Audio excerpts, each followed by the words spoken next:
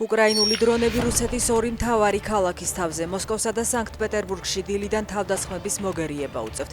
მოსკოვის მერია აცხადებს, რომ რამდენიმე ადგილას დრონის ფრაგმენტები ჩამოვარდა. ის ზიანს არ აკონკრეტებს. სანქტ-პეტერბურგში კი თავდასხმა იყო პორტსა და ნავთობ ტერმინალზე. უკრაინული დრონების დარტყმის შემდეგ მუშაობაში აჩერა ლუკოილის ყველაზე დიდმა ნავთობ გადამამუშავებელმა ქარხანამ ქსტოვოშიც. 2 ივლისის თავდასხმების შედეგად იქ გადამუშავების მთავარი დანადგარი დაზიანდა. ვლადიმერ პუტინმა უკრაინაზე ინტენსიური დარტყმების გაგრძელება მოითხოვა. სამხედროებთან თათბირზე მან განაცხადა, რომ რუსულმა ძალებმა ლუგანსკის ოლქი სრულად დაიკავეს. გენშტაბის უფროსმა გერასიმოვმა პუტინს ქალაქ კონსტანტინოვკას აღებაც მოახსენა. რამდენად შეესაბამება რეალობას გავრცელებული ინფორმაცია უცნობია. კიევს ოფიციალური კომენტარი ჯერ არ გაუკეთებია.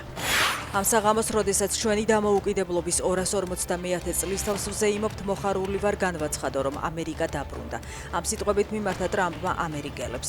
დღეს ქვეყანა დამოუკიდებლობის დღეს ზეიმობს. ტრამპის განცხადებით, ამერიკის ბედისწერაა იყოს უდიდესი და ყველაზე წარმოუდგენელი ქვეყანა, რაც კი ოდესმე დედამიწაზე ყოფილა. საფრანგეთში ბარსელონეტის დასახლებაში საქართველოს მოქალაქე დააკავეს. მას მაღაზიიდან ალკოჰოლის ქურდობას ედავებიან. მედიის ინფორმაციით მან შამპანური და სპირტიანი სასმელი მოიბარა. გავრცელებული ინფორმაციით საქართველოს მოქალაქე მსგავსი დანაშაულისთვის წარსულშიც იყო დაკავებული და საფრანგეთში უკანონოდ იმყოფებოდა.